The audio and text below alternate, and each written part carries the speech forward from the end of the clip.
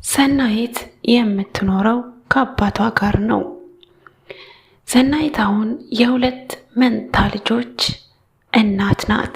ከወለደች ገና 2 ወሯ ነው። ከዛ በፊት ሰናይት ጎበዝ ነጋዴ ነበረች። አትክልት እያመጣች ከአትክልት ተራ አትክልት ነበር የምትሸጠው። ጎበዝ ነጋዴና ተቸገርኩ ያላትን ሰዎች ሁሉ የምትረዳ ሩሩ ሴት ነበረች። አሁን ላይ ግን ምንም አይነት ነገር እጇ ላይ የለም። እንኳን ለሰው ልትተርፍ ለልጆቿ ወተት መግዣ አታለች። ጡቶቿም ልክ 2 ወር ሲሆን ይደርቁባታል። እሷ የምትመገበው ነገር ያናል ስለሌላት አባት ክፉኛ ይጨነቃሉ። ሁልጊዜም መተከዝ ይሆናል ስራቸው። ሰናይት አንድ ቀን ቁጭ ባሉበት ለአባቷ አባዬ እነዚህ ልጆች ይተርፋሉ ብለህ ነው ትለዋለች። አባትም ተይ ልጄ እንደሱ አትበይ፣ ችግር ላይሄድ አይመጣም፣ ያልፋል፣ እማያልፍ ነገር የለም የኔ ልጅ። አንቺ እኮ ጎበዝ ነሽ፣ ጠንከር ስትይ ደግሞ ስራሽን ትቀጥያለሽ። ስለዚህ ተይ እንደሱ አትበይ፣ እኔ የሚያሳስበኝ ያንቺ ነው፣ ሰውነትሽ አልቋል እኮ እስቲ ራስሽን ይው ይላታል። ልጅ እኮ በአብሽ ውሃም ያድጋል፣ የአብሽ ውሃ ሰተን እኮ እኛ ልጅ አሳድገን እናውቃለን ብሎ አባት ያጽናናታል። ጥቂት ካወሩ በኋላ አባት እስኪ ልውጣና ስራ ልፈልግ፣ ያንቺና የእነዚህ ልጆች አምላክ ይረዳኝ እንደሆን ይሉና ሰላም ዋሉ ብለዋቸው አባት ከቤት ይወጣሉ። አባት ከቤት ሲወጡ ኪሳቸው ውስጥ የነበረችው 50 ሳንቲም ነበረች። ሰናይት የሆነ ነገር ታስባለች። ከዚህ ቀደም በውድ ያሰፋችው አንድ ቀሚስ ነበራት። ዘላ ካልጋ ስር የብረት ሳጥን ታወጣና ቀሚሱን ማየት ትጀምራለች። አዲስ እኮ ነው፣ 65 ብር ያሰፋሁት፣ 30 ብር እንኳን አይገዙኝም እያለች ብቻዋን ታወራለች። ጥቂት ቀሚሱን አገላብጣ ካየችው በኋላ ወጣ ብላ ከቆሙት ጎረምሶች አንዱን ትጠራዋለች። እባክህን እችን ቀሚስ ሸጠህልኝና ትለዋለች። እሱም ስንት ያወጣል፣ ስንት ልሽጠው ብሎ ይጠይቃታል። ንገረኝ አንተ ስንት ያወጣል ብላ ሰናይት ትጠይቀዋለች። እሱም 10፣ 15 ይላታል። ተው እንጂ እኔ እኮ 65 ብር ነው ያሰፋሁት ትለዋለች። እሱም ከፈለግሽ እኔ በ10 ብር እገዛልሻለሁ ከዚህ የበለጠ ቀሚስ ይላታል። ሰናይትም ብዙ ከተከራከረች በኋላ እሺ ይሁን በቃ ግድ የለም አንተ ብቻ 30 ብር በላቸው እኔ ላንተ አስብልሃለሁ ትለዋለች። እሺ ይላትና ቀሚሱን ይዞ ይሄዳል። ሰናይት ቁጭ ብላ ቀሚሱ ተሸጦ ሲመጣ ምን ማድረግ እንዳለባት ታስባለች። ከዚህ ቀደም የምትሰራውን አትክልት መስራት ትፈልጋለች።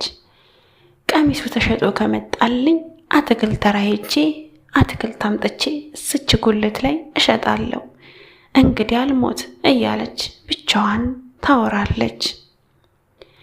አውርታ ሳትጨርስ ከጥቂት ደቂቃዎች በኋላ ብዙም አልቆየም፣ ቀሚሱን ሸጦ እየሮጠ ይመጣል። እንደመጣ ብሩን ይሰጣታል። ትቀበለውና ብሩን ስትቆጥረው 17 ብር ከ50 ይሸጠዋል። ወይ 17 ብር ከ50 ሸጥከው ትለዋለች።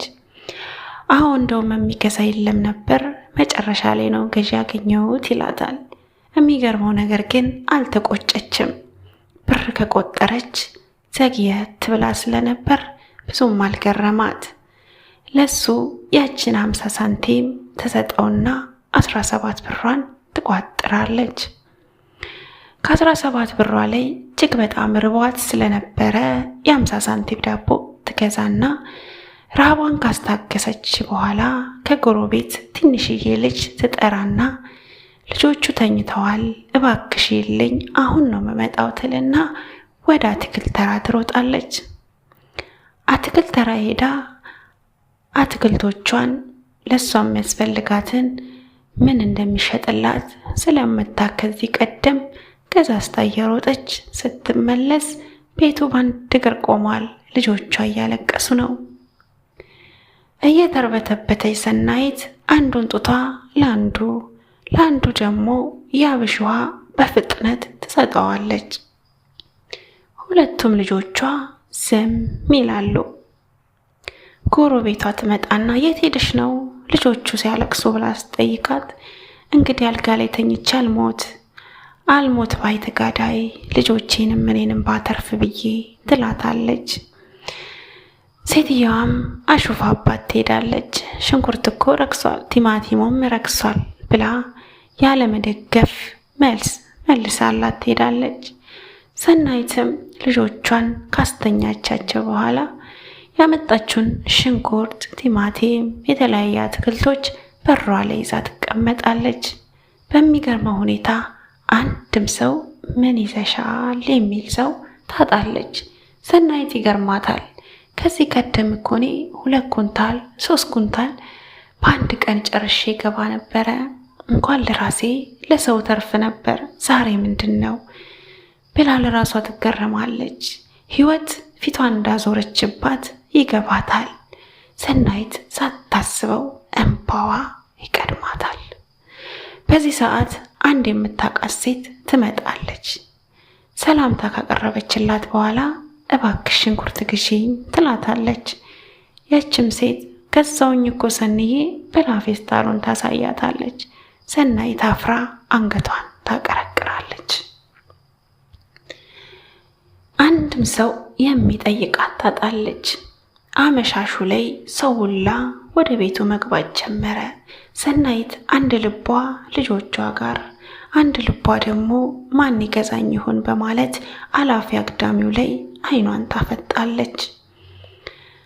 በድንገት ሳታስበው ዙሪያዋን አምባሻ፣ ድንች፣ የተለያዩ ምግቦች የሚሸጡ ሰዎች ይኮለኮላሉ። ሰናይት እርቧታል። ያችን ቁራሽ ዳቦ የበላች ናት። ያ ሽታ ሲሸታት የእንጀራው፣ የድንቹ፣ የዳቦ ሽታ ሲሸታት ውስጧ ይላወሳል። ታዝናለች። እጅግ በጣም ትረበሻለች። ያን ሁላ ሰው የምረዳ ሰው ስንቱን እንዳላገዝኩ ዛሬ ለኔ ብጣሽ እንጀራ ወይም ደግሞ የያዝኩትን 1 ብር እንኳን ሳልሸጥ ወደ ቤት ልግባ ብላ ሰናይት ታዝናለች። በንዴት ሰናይት ኩልቷን ስብስብ ታደርግና ወደ ቤት ትገባለች። ስትገባ ልጆቹ እያለቀሱባት ነበር። ምንም ነገር ይዛ ለመግባቷ ይነዳታል። እንደተለመደው ለልጆቿ ያንኑ ደረቅ ጡቷን አንዱን ደግሞ የአብሽ ውሃ ታጠጣና ታስተኛቸውና ካጠገባቸው አረፍ ትላለች። ዛሬ ሁሉም ነገር ፊቷን አዙሮባታል። ሰናይት ታዝናለች። አባቷን አሰበች። አልመጣም፣ መሽቷል። አባት ምንም አልቀናውም። ኪስ ውስጥ ያለው 50 ሳንቲም ብቻ ነበር በኪሱ ያለው። ወደ ቤት መሄድ ያስብና ግን ደግሞ ይፈራዋል ቤቱን። ያችን አራስ ልጁን እንዴት አይኑ ነው ያል። ትላንት ጾሟን አደረች፣ ዛሬስ እንዴት ጾሟን ታድራለች ይልና አባት ወደ ቤት አለመሄድን ይመርጣል። የሆነ ነገር ይዤ መግባት አለብኝ ይልና ከፊት ለፊቱ ያለ ጠጅ ቤት ይገባል። ከዚህ ቀደም ብዙ ወዳጆች ነበሩት እዚህ ጠጅ ቤት። ሲገባ ግን አንድም ሰው ያጣል። ጥግ ላይ ተቀምጦ ቢቃኝም አንድም ሰው ያጣል። ጠጅ ቤት ቁጭ እንዳለ ቀጂው ሳያስበው ቀርቶ ቁጭ ያደርግለታል 1 ብርሌ። ምንም ማድረግ ስለማይችል መጎንጨት ይጀምራል። እየጠጣ ግን ልጁን እያሰበ በቁጭት መሬቱን እየቀጠቀጠ እያነሳ አጠገቡ ያለውን ብርሌ ይገጥመው ጀመር። መጨረሻ ላይ ሲጨርስ ቀጂው ሊቀዳለት መጣ። አይ ልጄ በቃ ያለችኝ 50 ሳንቲም ናት፣ በልንካ ልውጣ ይለዋል። ጠጅ ቀጂውም ተከፈለ እኮ የ3 ተከፍሎለታል ጠጡ ይላቸዋል። አይ ልጄ ተው እባክህ ከቻልክ ያችን 1 ብር መልስልኝ 50 ሳንቲሙን ቆረጥና ይሉታል። እሱም አረ በጭራሽ አልመለሰሎትም፣ የተከፈለ ሂሳብ እኮ አይመለስም፣ በዚህ ላይ ገበያ የለም ይላል። ከፈለጉ በሚቀጥለው ቀን ሲመጡ ይጠጣሉ ይልና አጠገባቸው ያለውን ብርሌ አንስቶ ይሄዳል። አባት ዛሬ ፈጣሪ ፊቱን እንዳዞረባቸው አሰቡ። እያዘኑ ከጠጅ ቤቱ ይወጣሉ። አሁን ለእኔ ልጄ ያኑላ ሆናለኝ፣ ያኑላ ችግር በእሷ አሳልፌ ዛሬ እሷ እጄ ላይ ብትወድቅ እኔ ለእሷ መሆን ያቅተኝ እያሉ እያዘኑ እየተቆጩ ይወጣሉ። እንደው 5 ብር የሚያበድረኝ ባገኝ እንደው ለልጄ ደህና ምግብ ገዝቼላት ሄድ ነበር እያሉ ብቻቸውን እያወሩ ይሄዳሉ። መንገድ ላይ ሁል ጊዜ እቃ የሚገዙበት ሱቅ ጋር ሲደርሱ ብድር መጠየቅን ይፈልጋሉ። እያሰቡ ሱቁ ላይ ደርሱና ቆም ሲሉ ባለሱቁ ምን ልስጦት ይላቸዋል። እንደው እባክህ ልጄ አራስ ልጅ ቤት አስቀምጬ ነው፣ እባክን ተቸግሬ ነው ብሎ ገና ሳይጨርሱ እኔ ዱቤ አልሰጥም፣ ዱቤ እየወሰዱ እየጠፉብኝ ይልና ባለሱቁ ይዘጋባቸዋል። እጅግ በጣም ያዝናሉ። እየመሸ መጥቷል። ሰው ሁሉ ወደ ቤቱ እየገባ ጭር ብሏል ከተማው። እንዴትስ ብዬ ነው አይኗን ማየው? ዛሬስ እንዴት ነው ጾም ማሳድራት ልጄን እያሉ እያሰቡ ወደፊት ይጓዛሉ። እቤታቸው መግቢያ አጠገብ ሲደርሱ የሆነ የቀበሌ መዝናኛ ጋር ይደርሳሉ። የመጨረሻ እድሌን መሞከር አለብኝ፣ ዛሬስ ልጄ ጾሟን አታድርም ብለው ወደ ውስጥ ሲገቡ የእድር ኃላፊውን ከሩቅ ያዩታል። የእድር ኃላፊውም እሳቸውን እየጠራቸው እኔ እኮ ስፈልግ ነበረ ለአንድ ለብርቱ ጉዳይ እቤትም መጥቼ እኮ አጣሁ ብለው ከተቀመጡበት ተነስተው በሰላምታ ይቀበሏቸዋል። እሳቸውም ሰላም ካሉ በኋላ አረፍ ይላሉ። ልክ እንደተቀመጡ ድራፍት የሚቀዳው ሰውዬ ይመጣና ምን ልታዘዝ ይላቸዋል። አይ ልጄ ምንም አልፈልግም ይላሉ እሳቸው። አጠገባቸው ያለው ጓደኛቸው ግን እኔ ከፍላለሁ ጠጡ ይላቸዋል። እሳቸውም እባክህ ተወኝ፣ እኔ አሁን ድራፍት መጠጣ መስላለሁ፣ ልጄ ተረባብኝ፣ 2 ቀን ምግብ አልበላችም፣ አራስ ልጆቿን ይዛ ኩርምት ብላ ቤት ቁጭ ብላለች፣ እንዴት ነው እኔ ድራፍት የምጠጣው? እስኪ ተወኝ ይሉታል። ያልገባውበት ቦታ የለም፣ ያልረገጥኩት መሬት የለም ለልጄ ምግብ ይዤ ለመግባት። ዛሬ ግን ፈጣሪ ፊቱን አዝሮብኛል፣ አንድም ሰው አላገኘውም ብሎ ይነግራቸዋል። ጓደኛቸውም በጣም ያዝኑና ግድ የለም ጠጣ እኔ እከፍላለሁ ይሉታል። በግድ አንድ ብርጭቆ ያስቀዳላቸዋል። እሱን እየጠጡ ግን ስለ ልጃቸው ነው የሚያወሩት። ልጄ እኮ ተርባ ቤት ኩርምት ብላለች፣ ጡቷም ደርቆባታል። ልጄ እኮ ባለጌ ሆና አይደለም ልጅ ወለደችው፣ እንደው የሴት ነገር ሆኖባት ነው። ያልጀመረችው ያልሰራችው ስራ የለም ልጄ ለኔ ለመሆን እያሉ ልጃቸውን ማሞገስ ይጀምራሉ። ድጋሚ ሊቀዱላቸው ሲሉ በጭራሽ ብለው ይቆማሉ። እሳቸው የያዟትን ዳቦ እያሳዩቸው እችን ደረቅ ዳቦ እንግዲህ ይዤላት ልሂድ፣ እስኪ ተወኝ እኔ አልጠጣም ብለው ከወንበራቸው ይነሳሉ። እሱም አይ በቃ እኔም እግረ መንገዴን አብሬት ልሂድ ብሎ አብረው መንገድ ይጀምራሉ። ድንገት መሃል መንገድ ላይ እግሩ ላይ ይወድቁና እባክህን አራስ ልጄን ማየት አልቻልኩኝም፣ እንዴት አርጌ ነው ፊቷን ማየው? እንደው ካለ 5 ብር አበድረኝና ለልጄ ምግብ ይዤላት ልግባ ብሎ ይጠይቁታል።